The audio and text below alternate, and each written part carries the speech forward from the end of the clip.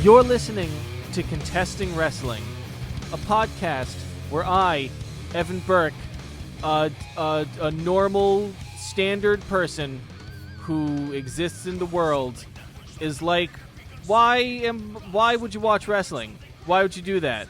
I feel like most of humanity is on my side, but there are also people in the world that I respect who like wrestling, which for me it creates a conundrum. And I was like, I know how to solve this by recording a conversation that people can listen to in a way that simulates friendship, because that's why I turn to podcasts. I know, to fill that void in my life. And maybe it fills your void, or maybe your void is something that you want to fill with wrestling understanding, like I do. And if that's the case, this is a podcast for you. And if that's not the case, maybe you'll still like it. You should give that a shot. You should follow us on Twitter at ContestingW, because it's a good time. We're all having a good time. I'm going to turn this over to one of my co-hosts so he can explain and defend his position. So thanks, Evan Burke. Thank you. Dr. Yes. Ben Abelson, professor of philosophy at Mercy College and a scholar of professional wrestling. And I am joined by our other co-host. My name is Doc Diamondfire. I learned in professional wrestling that you always lead with your name, man. Your name. Because you forgot. Did I not say that up top? You did No, not. but You last went time right you into the spiel. But last time you pointed that out, I edited that episode this morning, and I totally said my name up top. And I think the problem is that you guys don't listen to me. I think that's maybe I'm getting some short-term memory issues. In any case, I'm just saying we got to put some respect on Evan Burke's name. He's really the reason for this whole show. And my name is Doc Circuitous Diamondfire. introduction or not? Yes. And I've been in professional wrestling for about a dozen years or so. I do a little bit of everything. I wrestle. I do ring announcing. I do commentary. I do this podcast, and I'm very happy to be here. And we have a special guest today, a man of many podcasts himself, prolific across the internet, one of the biggest wrestling fans that I see around, the king of space, Bobby All Fischer. Bobby, space. how are you? The king of That's all right. Space. Not just Of some all- portion of space. All spice? Because that's delicious.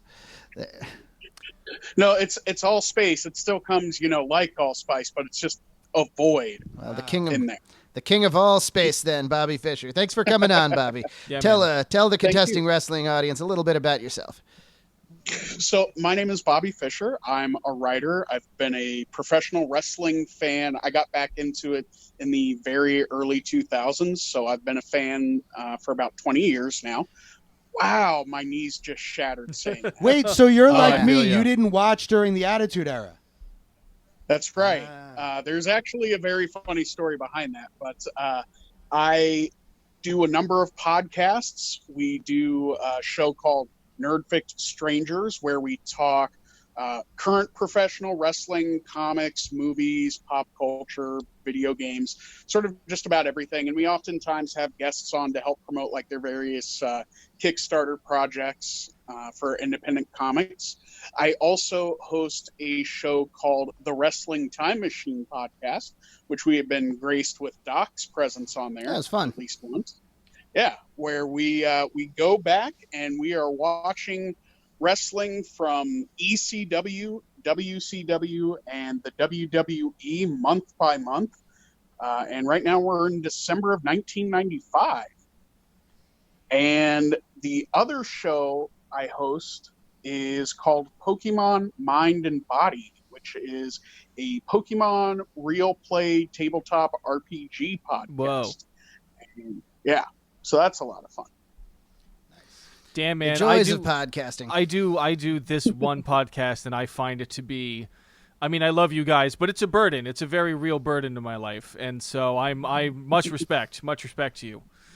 Bobby, Thank you. What's the story? What's the funny story behind your not watching wrestling in the Attitude Era? Okay, so this goes back to when I was really young. I was probably, I think I might have been between the ages of like 2 and 4. So this would have been the very, very early 90s. And like a lot of kids in the early 90s, I had some of the, I think they were Hasbro, the small figures. Oh, sure. Right? And what happened at some point was I had, I guess, the wrestling ring that went along with that. And we lived in a 2-story house. At some point, and I don't remember actually what happened, but this is what I've been told happened. I fell or jumped off the stairs and landed on that wrestling ring toy. It's pointy. Yeah, in a way that the turnbuckle like jammed in my ear. No. Oh no. Damn. Yeah. The only thing that I remember from that is being in an emergency room or something like that, and they had wrapped my head. A local medical facility. Yeah, local medical facility. Yeah. They had wrapped my head in gauze, and I thought I was cool because I was a little Hulkamaniac, and it's like, oh, I got a bandana or a do-rag. Like, oh, okay. But after that, my That's parents incredible. kind of banned wrestling from the household, and it was a cousin of mine who got me back into it through WWF SmackDown 2, the video. The video games. Yeah. And that's how I kind of fell back into it. We played a bunch of Shut Your Mouth back in the day, and Here Comes the Pain, right, Ben? Yeah. Oh, yeah. Though I think my favorite is ended up being 2011, SmackDown versus Raw 2011. That was the first year that they had the universe mode, and you could download custom wrestlers. Was that the one with Punk? No, that was 2 before that. Oh, okay. That was 13 with Punk on the cover. That was when it started going downhill, the franchise, actually. Ben doesn't play a lot of video games, but he always plays the new wrestling video game. I don't know. You didn't play 2K20, right? I did not. It's probably going to go down in history as the worst wrestling video game of all time. And that's really saying something. I mean, I imagine there's some stiff competition for that. To the point that they ended the franchise. Yes, they're that'll do it. They've announced that they're going to do a 2K22. But like, think about 2K games for a minute and all the stuff they do. Can you imagine how bad a game has to be for them to skip a year? Oh, yeah. Oh, like if they put out a Madden so bad that they were just like, there's going to be a couple years without a Madden. We're sorry. We're sorry exactly. we did this. Yeah. Because they've put out a WWE video game every year for decades. It's part of the guys' like extraneous money is that one of the things, even if you're a lower card guy, you get a big bonus just for being in the video game. And every year they just had like little bugs and little things wrong with the gameplay. And I think they were just making tiny little edits to this expanding body of code year after year to the point where it just became completely unwieldy. Well, this game in particular had a very bad development cycle. They had to scrap the whole thing and start over without enough time, but they had a release date before they started coding it. There's a great video by noted wrestling fan and video game YouTube maker Matt McMuscles. He does a series called What Happened about, bad development cycles, and he did an episode about that. We don't, Bobby, if you have something to say about this, by all means, but a good in-depth thing would be to check that out. The recent games started to just feel like a sort of like yearly roster patch, which wasn't good. And plus, like for me, when it comes to wrestling video games, I'm a bit sort of like obsessive with mine. And it's like with the current gen systems, you can't really rip music to it for like custom entrances, which sucks to begin with. But on top of that, like I haven't bought a WWE game in the last couple years. I think the last one I might have bought was the Undertaker Special Edition one. And after that, it was just like everything about them looked so bad. I wasn't going to touch it with I just wish, like on the earlier point, like I wish that they would just perfect the engine and then do what you were saying and just do a roster patch every year. Yeah. And it's like, even if you had to pay for that, like a roster patch, I would probably be okay with that. Sure. And wrestling doesn't change that much that you have to have a completely new game every year. Yeah. I mean, Grand Theft Auto 5 came out in what, like 2013, and it's the most successful entertainment like product in history. Yeah, Now exactly. at this 7 years later, like, and it's fun. People are still playing it. It's fine. They announced it for the PS5, not Grand Theft Auto 6. They announced Grand Theft Auto 5 remastered for the PS5. It's like Street Fighter 2 again. Excuse me, I'm mostly going to be playing Skyrim remastered, double Skyrim on PS5. But I feel like once we're at that level of technology, like I was watching the PS5 game trailers recently, and it's just like I feel like there's now, if you have the budget to make a huge game, there's really no excuse to make something that's bad now, because it's just, you can just program just actual people to do real people stuff. Games star movie stars now.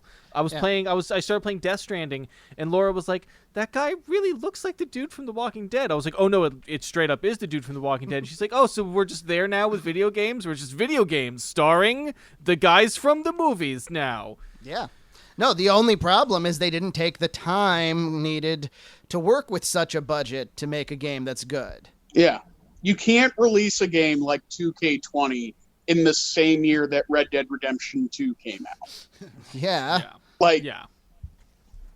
It's ridiculous. But as far as wrestling video games go, if I had to recommend anything out right now, I would recommend the current Fire Pro game. Yeah, especially for PC. I have it for PS4. I haven't played it a lot because I haven't had a lot of time to play video games. But if I am going to go back and play a wrestling game right now, it's definitely going to be that one. Yeah. Not So, a 2K game. So before we get into the matches for today, Bobby, I just want to ask the basic stuff I ask anybody who comes on. Sure. Why do you feel like wrestling is something people should spend their time with? Why should people get into wrestling and give it a shot? So for me, professional wrestling is like a real life comic book. Mm-hmm. And when it's really good, it's amazing. And you can see stories told in a medium and emotion that you don't get out of, at least I don't think you get out of, say, maybe like your typical sports. I'm not sure if you guys, I can't remember if you guys had watched it or not, but like a really good example for just sort of like the kind of emotion you can see with professional wrestling is Shawn Michaels versus Ric Flair at WrestleMania. We haven't gotten to that one yet, but we will. Whenever we do Ric Flair, I think that one will be a necessary one. Right. Are you otherwise a sports guy? No. Okay. Not by any stretch of the imagination. But like another sort of thing I really love, kind of getting back to just wrestling as a storytelling medium, is some of the stuff I've seen with Chikara that's been very good. Especially, there's a very entrenched saga that involves a wrestler by the name of Fire Ant, and I want to say another wrestler by the name of Frightmare, that culminates in this amazing last man standing match a couple years ago. And it's really just spectacular, the amount of emotion that somebody can display while wearing a full face mask that doesn't, like, you can't actually see their face. Fire Ant and Frightmare, I mean, I remember that very well, of course. Frightmare has always been super underrated. He's been plagued with injury issues throughout his career, but as he gets older and more mature as a performer, he learns how to work around it. And Fire Ant, of course, has been great forever. And yeah, learning how to tell a story physically in front of a live audience without your face is like, I mean, you could say that that's dance, but dancers will still use their face. It's interesting. One thing I like about that sort of thing with wrestling and comparing it to comic books or like animation, when you're watching a movie, there's always part of it for me that's like, especially when it's a well-known actor, where I don't fully lose myself in the story and in their acting as a character. In rare cases they can do it, but it's like no matter what, it's like this is still fucking I don't know. I just watched Red Hot American Summer, so it's still Paul Rudd, right? I'm 6 to 8 months behind everybody else in the world usually, so I just watched Knives Out. And it's just something that is very clever about that, without giving anything away, is that the main character is not who you think it is, and everybody in that movie is a famous actor except for the person that you realize is the main character 10 minutes into the movie. Oh, that's cool. And that person is like is a far less known actor, and it works really well. Even like when I watched Moana, which is a great old Disney movie, you know, I still just hear The Rock singing.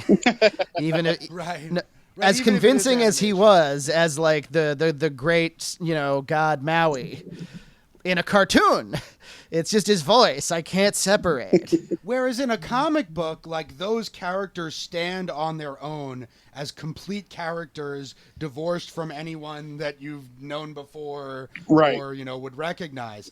And wrestling characters, when they're done really well and they really do keep kayfabe, and especially back in the day, had that kind of feeling to them. Like, I'm not watching someone playing The Undertaker. I'm watching the fucking Undertaker. This is really an undead biker wizard mortician. Yeah, he has lightning powers. Yeah. And a friend that carries around an urn. A magic urn. A magic urn. Look, you're not supposed to look that far into it. You just enjoy. Mm-hmm. You know? But that's, I think, part of the fun of wrestling that's kind of been lost, or is being lost in the era where kind of kayfabe is going away. And I think this is what a lot of the traditionalists are worried about losing in wrestling, is that sense that you're watching a world unto itself with characters unto themselves. Nowadays, you know, you see freaking Zelina Vega's Instagram, and half the pictures she's standing there with Andrade Almas, and the other half the pictures she's standing there with her actual husband, Aleister Black. And for a viewer, like, it's just kind of confusing, you know? It kind of shatters the illusion, yeah.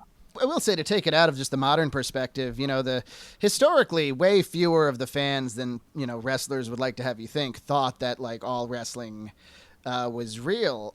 In the earlier days of, say, the NWA Championship, the attitude of a lot of fans were, this is just an exhibition. These guys aren't really wrestling, but, you know, the title matches, those were real. And you think, man, that's so backwards. No, that's exactly what modern wrestling fans think when Brock Lesnar shows up. It's, oh, well, he's just going to beat everybody.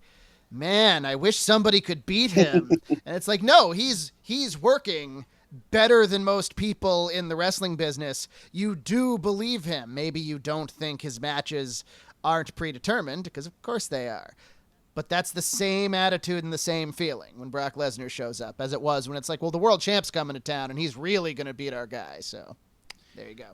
Okay, so one more thing before we get into the matches. So I listened a little bit to the episode of Wrestling Time Machine that Doc was on. I didn't listen to the actual watch along, but I listened to the first hour where you guys were talking in general.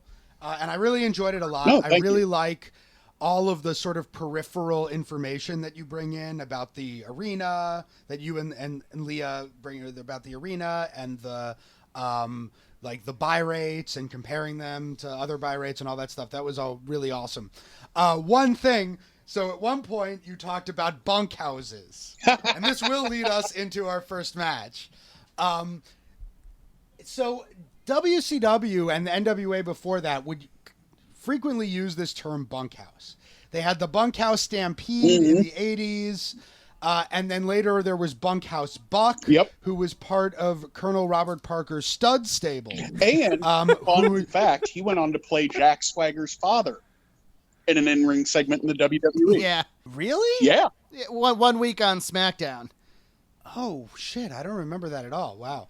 All right, cool. Yeah, I gotta look that up. So the stud stable was actually who Dustin Rhodes was feuding with leading up to the match of his that we watched for today. And so a bunkhouse, it's like, yeah, who the fuck knows what a bunkhouse is? So I had to look into it.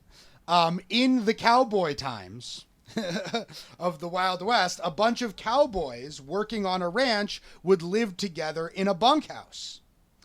And so, you could imagine a bunch of cowboys might get kind of rowdy in that bunkhouse, right? So this is what Dusty What with all the Rhodes, rootin' and all the tootin'. Exactly. Yes. Yeah. They might have stomped some mud holes or something. So this is definitely something that Dusty Rhodes came up with, and he had a kind of Texas cowboy persona to some degree. I wonder if WCW fans in the late 80s and early 90s, who were, I guess, in the South largely, and might have been part of local lore that survived to that point. I really don't know. Because I, as a child watching wrestling in the early 90s, was not privy to the meaning of bunkhouse. Yeah, when I started going back and really kind of like watching a lot of this wrestling from the 90s and seeing, Bunkhouse Buck, who's a fixture in WCW for a while, at least as a member of the stud stable and sort of like an enhancement talent and everything. Anytime I hear that word bunkhouse, it just sounds so gross and dirty. Like I can't divorce it from the word outhouse in my head.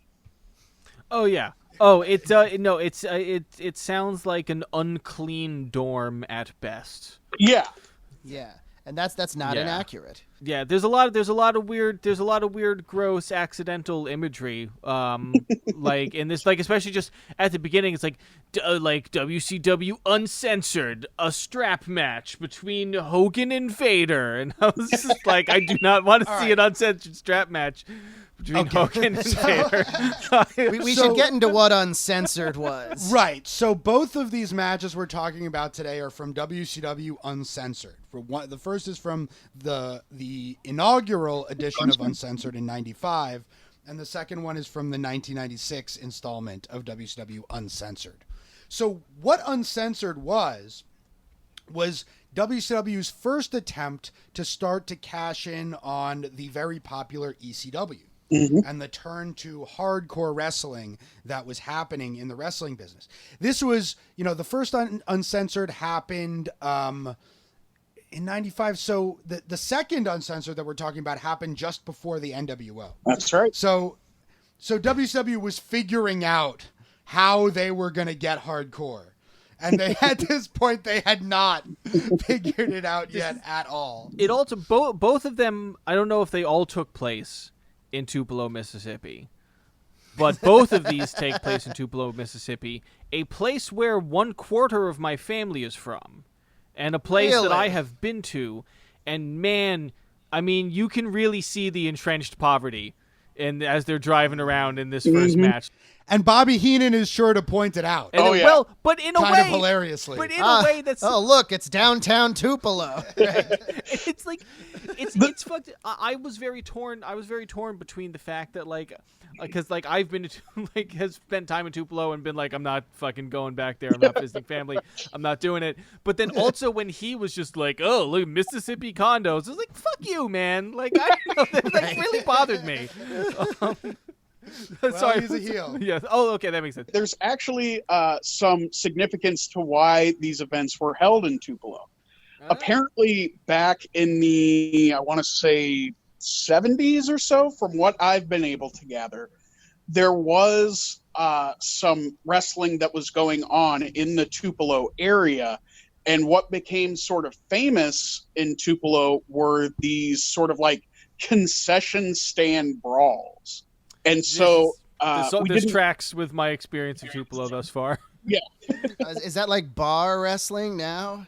Well, I'm not sure what it was exactly. I think maybe Jerry Lawler and Terry Funk might have been involved.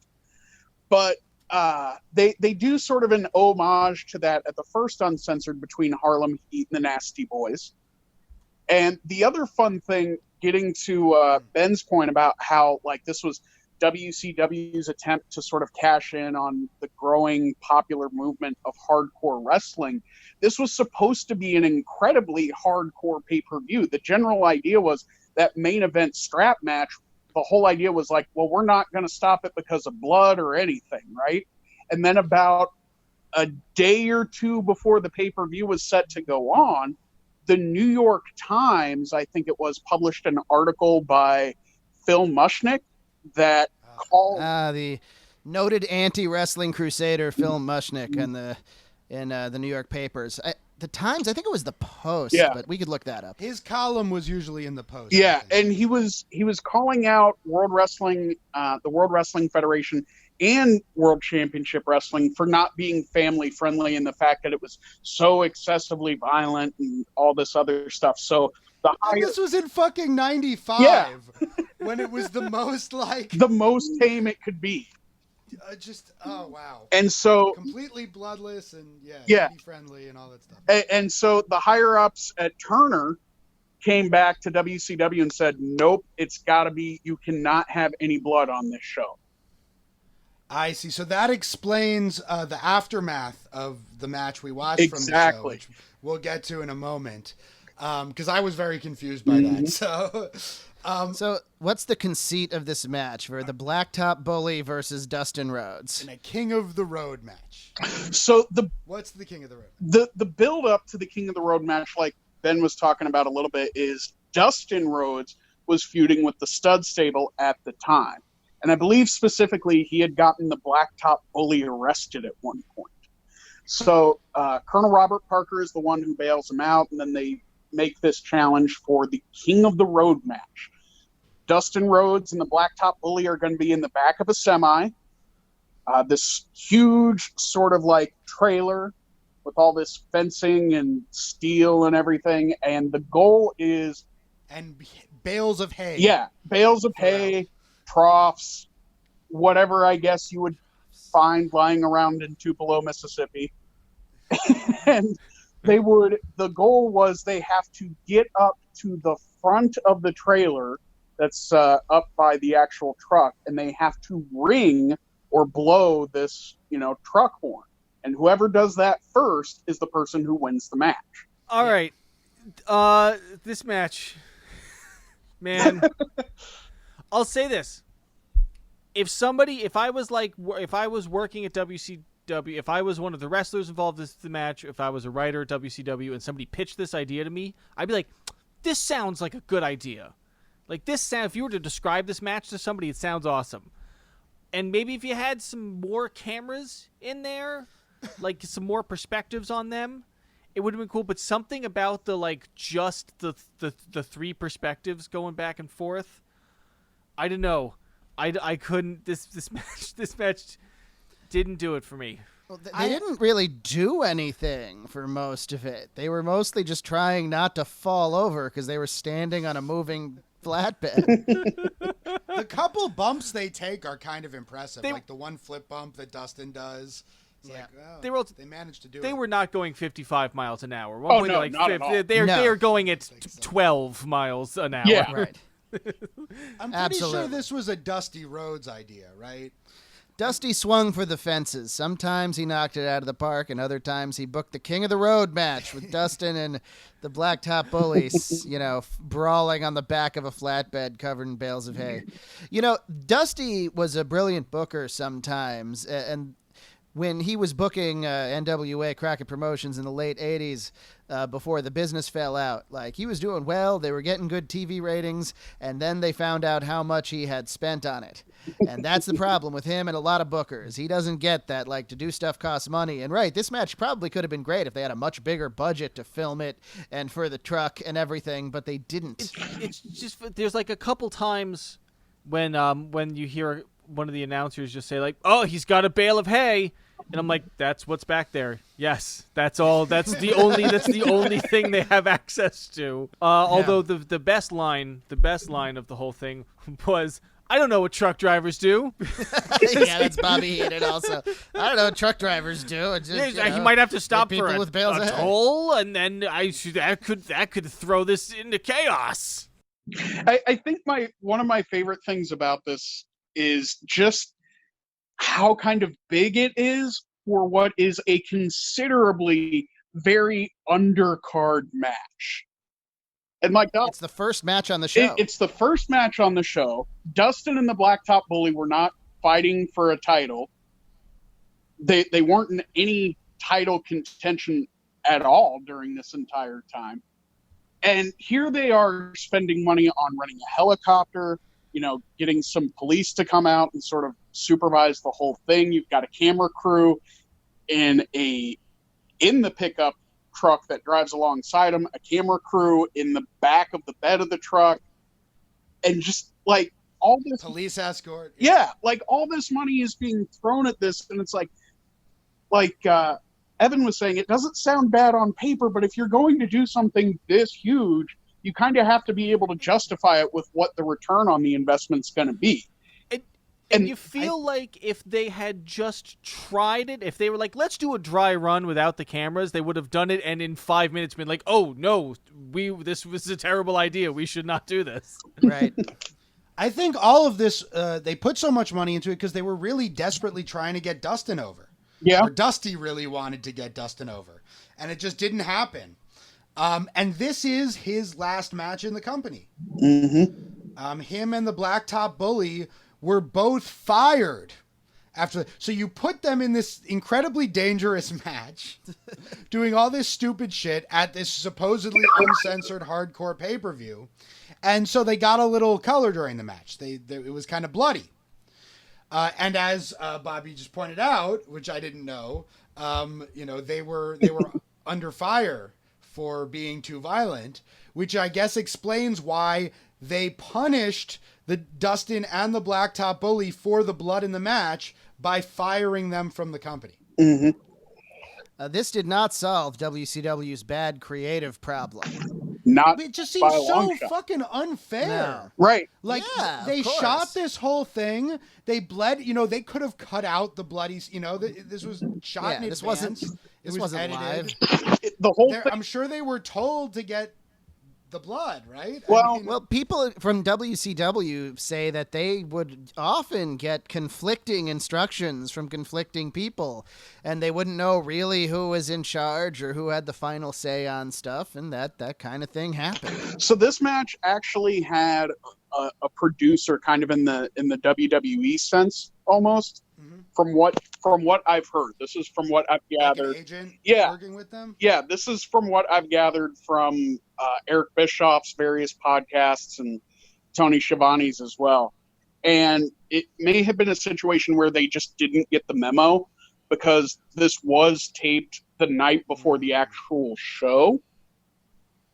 And then on top of that, they got color during the match, but they edited around it pretty good. Like, you almost don't even realize. But the big thing was, they might... I actually did not realize that until you guys said it. It wasn't like a bloody mess or anything. One of my favorite parts of the whole match is Dustin Rhodes' tank top, which is, blue with a big black wolf on the front. That's awesome.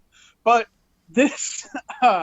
they may have also been looking to cut WCW's budget by a lot and letting Dustin and the Blacktop Bully go and saying, well, we're doing this because you guys bled and we weren't supposed to do that. That might have been the justification behind it. Now, they both, I don't know what kind of deals they had, but I'd be willing to bet Dustin had a pretty good deal considering his dad was the booker, and he had been on television for about 5 years at that point. And the Blacktop Bully was a big star before he was the Blacktop Bully. He had a variety of gimmicks and continued to. Evan, you liked him as the Repo Man. He was the Repo Man. Yeah. But this was not him doing the Repo Man. I feel like I might enjoy the character of the Repo Man almost no matter who it was. I mean, I guess they would have to execute it well. As the Blacktop Bully, is his deal that he hurt people he's a on mean the highway? His finisher was a sort of arm hold submission that was called... Yeah, it's actually a nasty looking hold. It's called the Breaker 1-9. Later in his career, he would just be Barry Darso, and his gimmick would be that he was a golfer, and he would use that same hold, and it was called the Barely Legal. And he would break your freaking arm. Mm-hmm. Yes. Right? He would scream that over and over again during his matches. I'm pretty sure he wasn't seen on TV after this until then. Yeah. He bounced around for a little while before WCW rehired him. Dustin immediately went to the WWF and became Goldust. Yeah. And so if it wasn't for this match, maybe we never would have gotten Goldust because Dustin may have stayed on the payroll for a while, but who knows? WCW is such a mess. By the way, the Bully won this one. Yeah. In case you were wondering. in the sense that anybody could have won this thing. He blew the horn. And And that was not the only respect in which he blew on this night.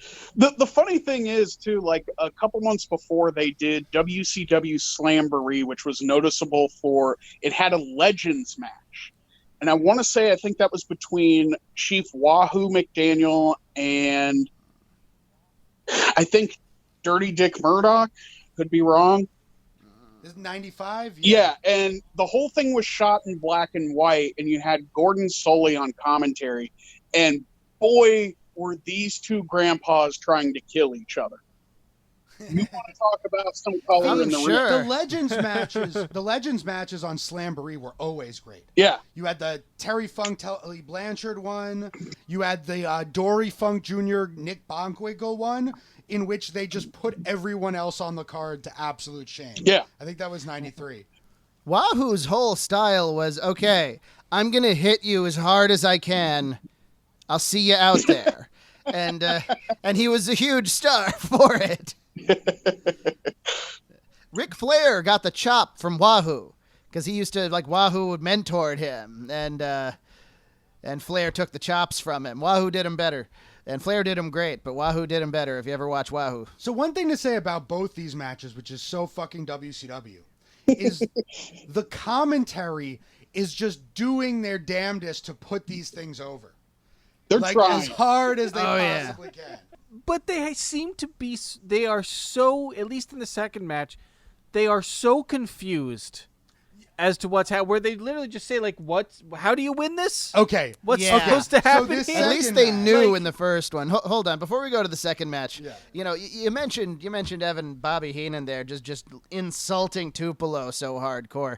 Bobby Heenan, is one of the greatest managers and commentators of all time. When he went to WCW, he thought he was going to retire from wrestling, and then they offered him a good contract because he was in the WWF for years. He managed Andre the Giant at WrestleMania 3. He was on the top of wrestling. And when he showed up in WCW and realized nobody knew what the hell was going on, it reflected in his work, and he got really mean. But I liken his stuff as to, like, listening to Master Shake rant, because he will drop occasionally stuff like, I don't know what a truck driver does. Like, you're supposed to think he's an idiot who's full of his own shit, and he's very good at that. No, I forget that the heel announcer is a thing. Yeah. Like, I kind of forget. So there was part of that. There was a particular vitriol in which he was just like, fucking poor people. And it was Yeah. like, hey man, it's systemic. His gimmick is that he's a spoiled brat from Beverly Hills. Oh, then I guess then it really damn. Then I guess I'm a fucking mark. I see. I'm learning. I'm learning about wrestling. It's a now. good thing, It's though. just It's like, a good wow, thing. wow. You you're let bad. the and filter it through. really Yeah. is. Yeah. It really speaks to Evan's earlier point about how the announcers were even confused. How much WCW would overbook their gimmick matches. I think on that same show, it might have been Uncensored. It might have been a couple pay-per-views before. There was supposed to be a match between Sting and Big Bubba Rogers. And this was going to be called a Lights Out match. Now, WCW, the only TV that they really had at the time, it wasn't Nitro. They were doing Saturday Night and I think Worldwide. Yeah. Worldwide Wrestling, yeah. That came on in New York City at 2 a.m. on Sunday, and when I found that out, I recorded it on my programmable VCR, and for a while it was the only WCW I'd ever watched. It is, episode for episode, one of the worst wrestling shows that's ever been produced, and I'd still love to watch it today. I think it should go up on the network. I would enjoy the heck out of it. The idea behind this Sting Big Bubba Rogers match is it was going to be called a Lights Out match, and the way they built it a couple nights before on WCW Saturday Night was like they would go out and have a match, and at certain intervals, the lights in the arena would just shut off, and during that time, anything goes. And then they threw that. You mean Yeah, when the and crowd then can't see it? Threw that out and just decided, I don't know, maybe it's like a no DQ thing, and also maybe a table. Like immediately decided, no, we're not going to do that because that's too complicated. And you want to talk about something that sounds like Dusty Rhodes overcomplicated.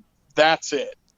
AEW has their idea of a lights out match, and they've communicated what it is very clearly. At the end of our event, if we want a match between two people that doesn't count in our rankings, that we won't count the wins or losses because these two guys just want to fight, we're going to turn the lights out in the arena and then turn them back on to signify that the AEW event is technically over, and now there's one more match after we put the lights out and back on. They did that twice, and I know what it is. What you just described, Bobby, is so nebulous. And the problem with a gimmick like that is eventually it just boils down to, well, it's just a no DQ match. Just make it a no DQ match. Exactly. Yeah. So sometimes WCW comes up with a name for a gimmick match, but can't figure out the details of the rules. Sometimes they figure out the rules for a match, but aren't quite sure about the name. The match that we're about to talk about has both problems with it, because they seem to not be sure whether it's called the Doomsday Cage or the Tower of Doom, and they certainly don't seem to know what the rules, neither the announcers nor the participants in the match seem to quite know what the rules are. It visually feels like they were trying. This was also in the mid 90s, was sort of like the first wave of really trying to figure out, like, how can we take video game aesthetics and put them in pop culture? How can we find some sort of crossover there? Kids love video games these days. And this feels like a little bit, I might be giving far too much credit to it, this feels a bit like somebody trying to make a video game level in a wrestling match. Yeah, sort of. I could see that. Yeah. So the match is, I could kind of see that. So the match is Hulk Hogan and Macho Man Randy Savage against the Alliance to Stop Hulkamania, which is my favorite part of the match. The Alliance The to name Stop of Hulkamania. which involves Ric Flair and Arn Anderson and Lex Luger, and then is supposed to involve the man who was once known as Zeus. Evan, you've seen him wrestle as Zeus, but Yes. here they called him Yes. Z Gangsta. He's also an actor, right? That he was Yes. like Yeah, Yes. Tiny Yes, okay. Tiny Lister. Lister. Right, we're right. Okay, yes. And then the Ultimate Solution, which is a fucking horrible name.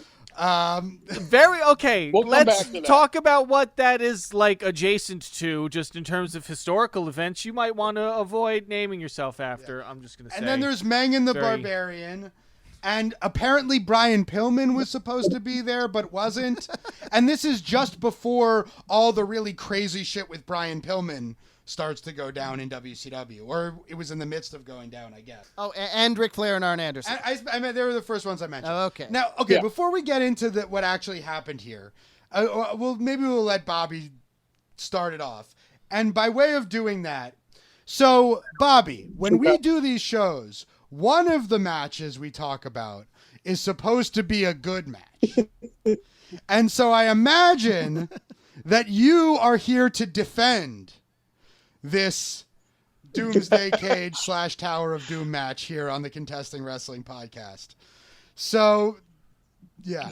You know, it's funny when I started talking with Doc about maybe being on the show, that there were two matches that kind of stuck out to me as like, these would be fun to talk about.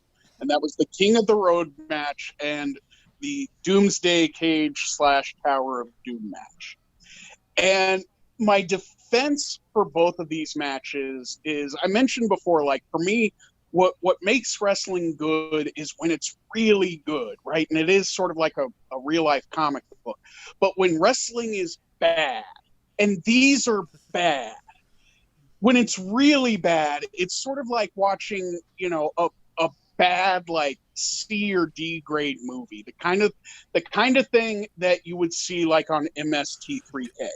And this is almost as close as to a Monos Hands of Fate style, you know, same kind of level match that you're going to get in professional wrestling. This might be a space mutiny. and Professional. and I totally agree with you. I totally see that. And I also feel like MST3K movies, if you try to watch those movies on their own, it's way less fun than you think it's going to be. Yeah. I had fun because watching this match, thinking about how miserable Evan must be watching. Oh my God. That was the enjoyment for me. I think my big defense of this, as far as like the Doomsday Cage match would be, is this is kind of the first time that a major wrestling company, as far as I'm aware, was trying to do something with the concept of a cage match beyond just a cage match. Like, this is a predecessor to your Hell in a Cell. Elimination Chamber. Yeah, like to maybe a much smaller degree, your Elimination Chamber. Like, did it work? No, not really. But you kind of have to figure out what doesn't work before you get to what does. I think, they already had War Games. Yeah. So maybe the thinking was like, what if we put the cages on top of each other and did a War Games thing, And I get totally what Evan's saying about the video game thing. I think a lot of what's going on here is, Hogan had beaten everybody. He had run through the whole Dungeon of Doom. He had beat all the Four Horsemen. And, as I mentioned earlier, this is just before the NWO. Yep. They were running out of things to do with Hulk Hogan. So they were thinking, what if we had Hulk Hogan fight all of his nemeses all in one match? How could we do that? And this is what it was maybe the first thing they Much thought like the truck match. Yeah. I feel like if I was working at WCW and you pitched this idea to me, I would say, that sounds cool. Like, we build a giant, 3-tiered tower cage filled with Hogan's enemies, and him and Randy Savage alone fight their way down to the bottom. That sounds great. That sounds like a great idea. And in execution, because not only this is the most important thing to me, I think, about this is the key part of why this match is bad. It's not just the booking. It's not just that nobody knows what's happening. It's that you physically cannot do things while you are in that cage because the ceiling is super low and the floor is not stable, so they can't even wrestle in there. And which is a big part of a wrestling match. Yeah, all these 300-pound guys. Right. They're afraid of going through the floor. Yeah. It's like what you said about the King of the Road match. Like, they never beta tested it. Right. They didn't do a run through and see one how guy it would in there go. and be like, "Oh, we need to put something under this. We need to put some some flooring under this or some shit because it's not going to work otherwise." But it is as if they built it and they were like, "Well, sure hope that can support 4,000 pounds worth of guy. Get in there, fellas." The really, kind of speaking to one point Evan made earlier about the video game aesthetic. With all the lighting and everything, it reminded me of Nickelodeon's Aggro Crack. Yeah, Nickelodeon's Guts. Totally. Like a very sort of mid-90s, extreme sports kind of thing. Or maybe a really low rent part of Legends of the Hidden Temple or something like that that somebody has to crawl through. That's a pain in the ass, or something from the Crystal Maze. Which they finally are bringing to America, but they're explicitly making it a children's show, and I'm like, it's the same show, but I'm just like, now I feel weird watching. I don't know, because I love the British one. Doesn't matter. I've never heard of the Crystal Maze. I need to look into that. Do you know, I guess. Richard Iwate, British comedian. You'd recognize him. You'd recognize him in a second.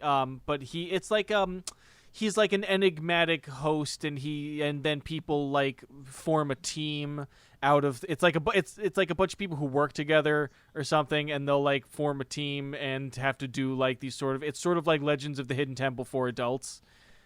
Was he Moss in the IT crowd? Yes. Okay. Yeah. I knew the name sounded familiar. Oh yeah. I forgot Kevin Sullivan's in there also. And I think the best part of the match is when Hogan has him out on the scaffold and is threatening to throw him off. I thought he was going to go, and I was like, that looks not safe. And I don't know. For me, that was the hokiest part of the match because neither Hogan nor Sullivan had the acting chops to pull that off. Maybe, yeah. By the way, we got an appearance of the horrible WCW split screen, which Evan's seen once before in the Nasty Boys, Max Payne and Cactus Jack match, but which gets really bad when it's a triple split screen in World War III. If you have two events happening within the match, it means each of those events gets 1/6 of the screen.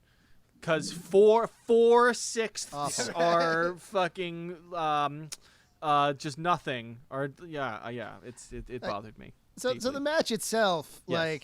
Just to describe kind of how it goes. The Alliance to End Hulkamania comes out in chunks to populate each part of the cage. And it's not even just 3 cages on top of each other. It's like there's a top cage that Ric Flair and Arn Anderson are in. The second cage has a wall in the middle of it. So a couple of guys are on one side of that wall and a couple other guys are on the other side of that wall with a door. And then there's 4 more guys on the bottom part. And Hogan and Savage then come out and climb all the way to the top and start fighting with Ric Flair and Arn Anderson very carefully. One other detail at this point. The announcers are Z Gangsta and Ultimate Solution haven't shown up nor yet. has Brian And Pillman. the announcers are wondering where they are. I have a feeling that they figured out on the day of the show that it was too much weight for the cage. So they decided that Gangsta and Solution should wait to come out later. That's my theory. Yeah, I was going to say, speaking to the division of the cages, it makes sense when you realize that the Alliance to End Hulkamania is made up of 2 factions, the 4 Horsemen and the Dungeon of Doom. So the top of the cages, you have Ric Flair and Arn Anderson, and Arn Anderson didn't even bother wearing wrestling gear. He just showed up in head-to-toe sweats. But wait, but Lex Luger's in the 4 Horsemen, and he was down. No, Luger at this point was a member of the Dungeon of Doom. This iteration of the 4 Horsemen in WCW in 1995 was Ric Flair, Arn Anderson, Brian Pillman, and Chris Benoit. Right. Where's Benoit at this point? No idea. Feuding with He Sullivan might over have Woman? been. Because Woman was there. Wait. Woman Yeah. and Elizabeth. And it was Who's woman? Who's woman? Sorry, I just need... Okay. Waiting. Woman is Nancy Benoit. Whose character name is the Woman. wife of Chris Benoit, who he murdered. Okay. Well, after sorry, I this. just needed clarification on that. Let's keep Woman, going. yes. Is just Woman. Yes. That makes sense. No, sorry. Ric Flair comes out with both Miss Elizabeth and Woman. The angle that they were doing at the time, which, it's one of the more uncomfortable angles they did. The angle was that Flair was being bankrolled by Elizabeth, who had all this money from her divorce settlement with Randy Savage, and they were feuding with Randy Savage over it. Mm-hmm.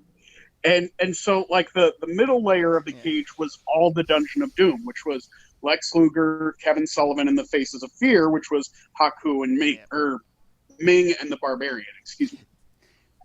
Jimmy Hart was with the Dungeon at that time, too? Because he comes out with them. Because he had turned on Hulk Hogan at Halloween Havoc the year before. Right. Gotcha. And he's specifically with Luger, he's really kind of with the whole Dungeon of Doom. He would be seen a lot with Luger because Luger really needed a mouthpiece because he couldn't cut a promo to save his life. But he had that one promo he cut for 15 years straight where he'd talk real low about how he's going to beat his opponent, then he'd tear his shirt off and scream about how he's going to beat his opponent. You've seen all of them. Seen all of them. I really thought, because I got very confused as to the geography of this match, and they went to another ring at one point that I thought was they're in they were on Tupelo. top of the. Thank you for that clarifying that. I couldn't resist. Yeah. I think they realized that the crowd was going to get really sick of them fighting in the cage, so they took it outside for a and little then went while back and went to the because ring. I thought I was am I losing time? Is that how much I hate this? Where I'm just losing minutes of my life, just flashing forward, oh. I get what you're saying, though, about the geography. They're in this cage, then they go to the ring, and then they come back to the cage. And it's they didn't put the cage on the ring. It's a whole just part of the set. I think they thought they were going to put the cage on the ring and then realized they have no place to store it and that it would take an hour to build. Because normally at a wrestling show, normally these days, at a high-budget wrestling show, they'll suspend a cage from the ceiling on because you could just suspend all kinds of stuff from the ceiling of these arenas across the country, and they'll just lower it. But back in the day, what they would do is that they would have a ring crew bring a steel cage out piece by piece and hook it to the ring. And it would take about 15 minutes, and they'd, show video packages and play with the crowd, and then they'd, do the same thing after the match to take it down. This still happens at most cage matches and independent events.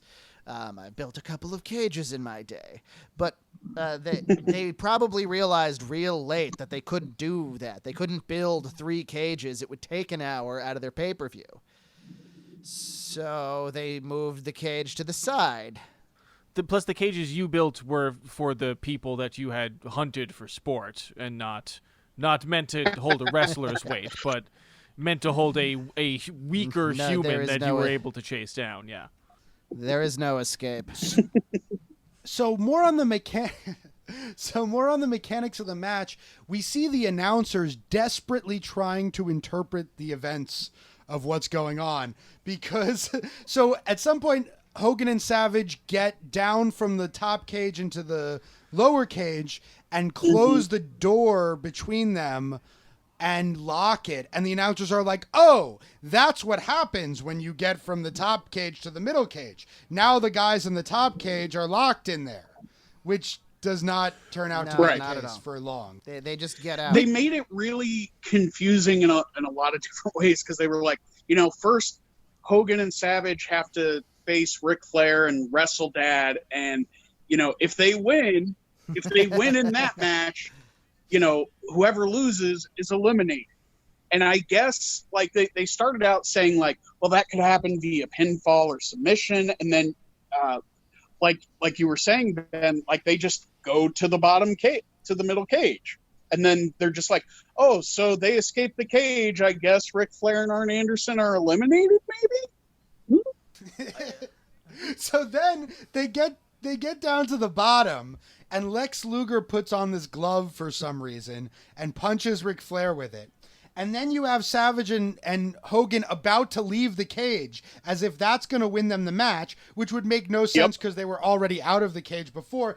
And they realize this at the last second, and Hogan's like, oh, no, wait, Savage, go pin him. And he's like, oh, okay. And he goes and pins Flair, and they count the 3. And it's such a bad spot, too, because you can tell what the spot was supposed to be. Savage ducks, Luger punches Flair.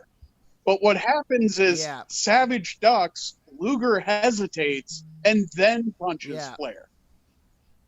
Right. I was wondering about that. I was wondering, because I don't remember. I actually watched all this fairly recently. I watched through that whole WCW from the late 80s through this time period. But I can't remember exactly. I didn't remember that Luger was in the Dungeon of Doom. What is Evan laughing at? I guess I still this podcast hasn't worked yet, because what you just said to me is the ravings of a man who hates himself. I watched all this WCW. Yeah. First of all, and this is something I actually wanted to talk about a bit. This period of WCW comes at the end of what to me was the classic, like, golden age of WCW, which was like 89 to 94. My favorite period of wrestling altogether in WWF and WCW is pretty much 89 to 94. The time when I first started watching wrestling as a kid, and the time just before that, which has a special fascination for me because it was just before when I started watching. But there's a lot of great WCW stuff from 89 to 94. Oh, yeah. Starting in 95, I mean, particularly when Hogan comes in. And there's a lot of bullshit. There's a lot of retarded, like, man. There's a lot of really stupid WCW crap before that as well. But it starts to ramp up around this time. I want to say something about Hogan here. We recently watched Hulk Hogan versus The Undertaker from 1990. And you know how I was talking about how, like, the crowd still liked Hogan and his act, but it certainly wasn't like it was in 1986? Well, this is 5 years after that, and Hogan still hasn't changed his act at all. He's gone to the B League to do his act for people that weren't tired of it yet. And this match was at the end of that period of his career. So it really wasn't working anymore. This was right before, like, the Bash at the Beach promo and Hollywood Hogan and all of that stuff, which was great. But this didn't work. It didn't work aggressively. These are like the straight-to-video movies John Travolta was making right before Pulp Fiction.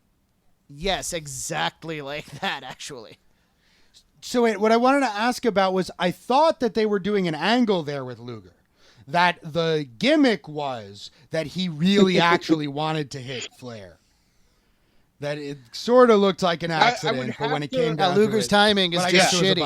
I would have to rewatch the Nitro that preceded that, or followed that rather, to get a better idea of that.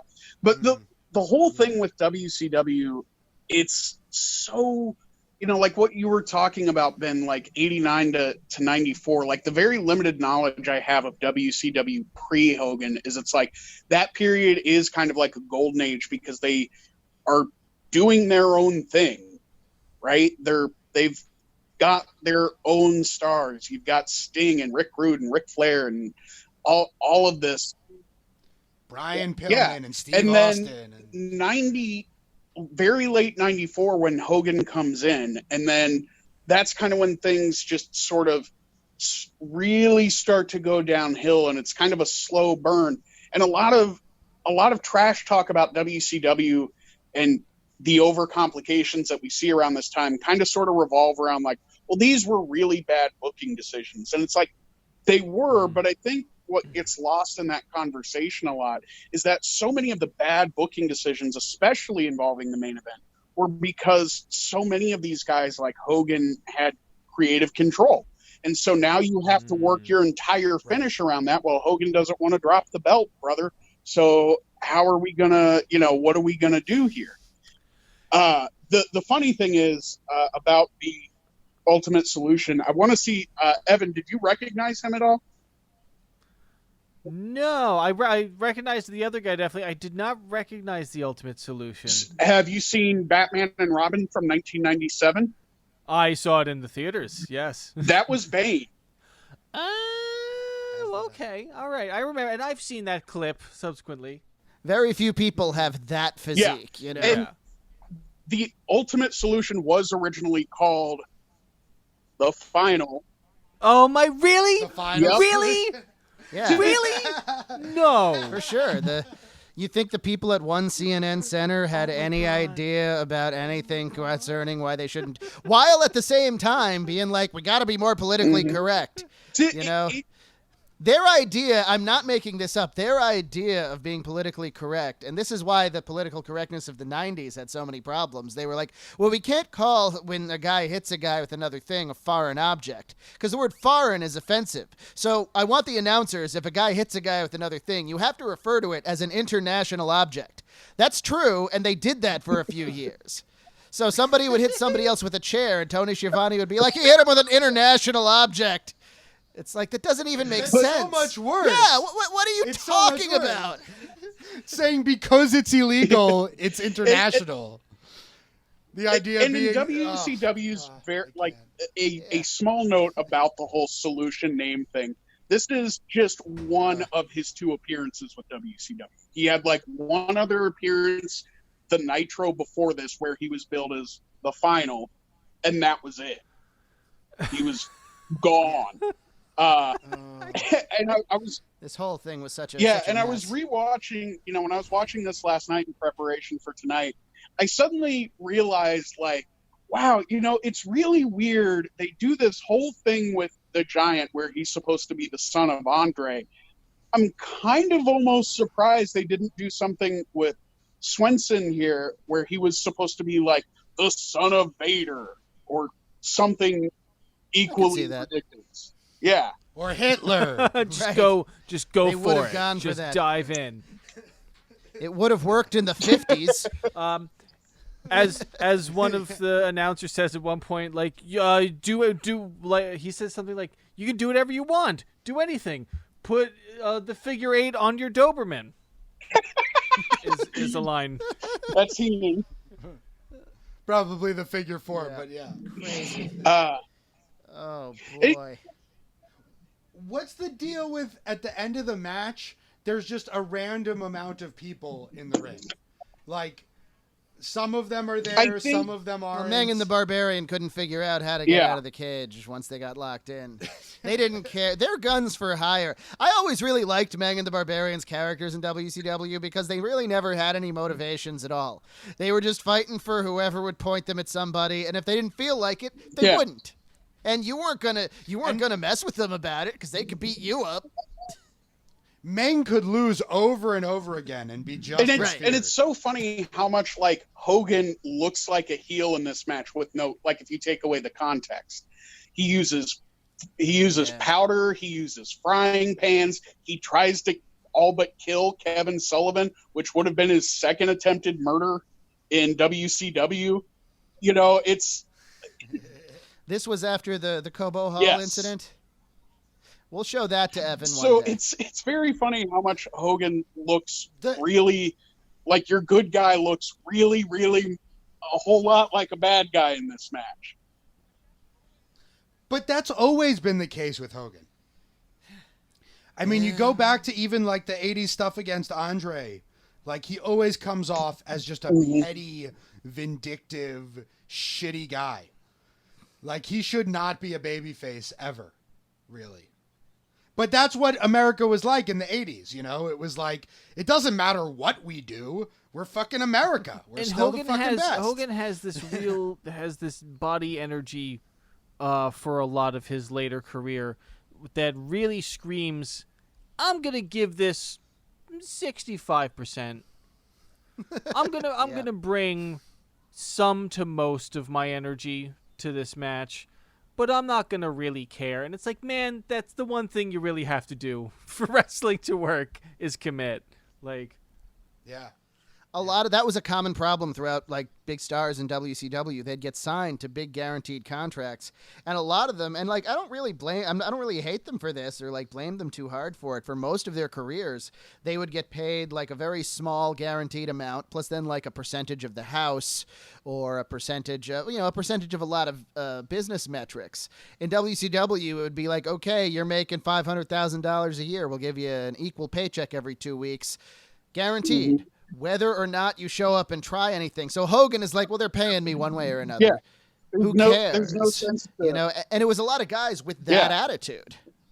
In his mind, he was working smarter, not harder. And right.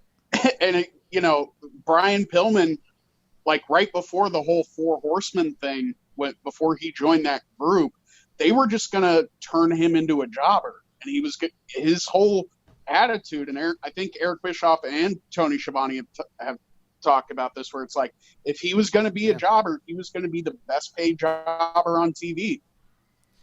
Well, the context to that was the guy in charge before Bischoff, Bill Watts, had told Pillman, we think your contract is too high. We want you to take a big pay cut. A lot of people are taking pay cuts because business is in the toilet and we're losing money. And Pillman said, no, I have a guaranteed contract. You're going to pay me. I think they said it was like $350,000 a year, which is not like you get rich money, but it was a big contract at the time for a guy who wasn't a world champion. And he said, no, I'm guaranteed this money. You're going to pay it. And and then the story, Bobby, that you said kicks in. Like, Watts was like, well, I'm going to make you lose on television every week. And Pillman's like, I don't care if I lose on television every week. I have a wife and children. Pay me my money. You know, I'll be fine. My contract will come up and you'll re-sign me or I'll go somewhere else. Doc, I didn't want to interrupt the flow earlier. What's this incident with Hulk Hogan you mentioned? Incident? Where he tried to kill someone? The Cobo Hall incident with the giant. Yeah, I don't think I know about the this. monster truck on top of the Cobo Hall incident. Oh, yeah, okay, the monster truck. Yeah, oh, yeah. Yeah, that's that story we all know. No, that Evan, we're all familiar with. No, we don't expect you to You're not know. going to get out. You're not going to get out of watching this match when we finally show it to you. Plug. Go back and listen to the Wrestling Time Machine podcast, our watch along for that, because that was fun. Yep. All right, I'm gonna have to because I am intrigued now. What event was that? I'll tell you about it. We'll put it on something. Do we have any final thoughts today about these matches? WCW Uncensored was the kind of thing where I understand why they had the idea that they had, but they never put enough oomph behind it to follow through with the uncensored concept, nor were they organized enough to pull off a lot of different ideas at once. So it was a total failure, but guys like me like to go back and watch stuff like this because, you know, you consume enough wrestling, you like to see the bad stuff too. And it's kind of hilarious how over the top they failed, especially with the truck match. Because the Hogan match was like, you know, you barely mentioned Randy Savage. The Hogan match was just Hogan doing his act fine. But this match on the back of the truck, man, like, you see how much better it could have been with a lot more planning and better production and, you know, just all of that. And it how wasn't. ironic that it was so heavily censored. Yeah. Right. Yes. Recently, Cody Rhodes announced, you know, they ended up doing Bash at the Beach. But he was talking about how he was going to bring an old WCW concept back. And at first, the first thing that popped into my mind was they were going to try this back of the truck thing again. And I think maybe they should. They could probably film it a lot Maybe it's better time. now. Instead of having to commission a helicopter, you could get a few relatively cheap and lightweight camera drones to follow around a truck on a closed course and just throw a bunch of production at it. Especially now in the days of cinematic matches, right? This was an early cinematic match. Barry Darsow is available. And they already have Dustin on and the is Dustin. So I just realized I was watching wrestling. I guess I was watching the WWE pay-per-view last night. It was Backlash. Yep. The Undertaker is the only guy in the WWE right now who was wrestling when I started watching wrestling.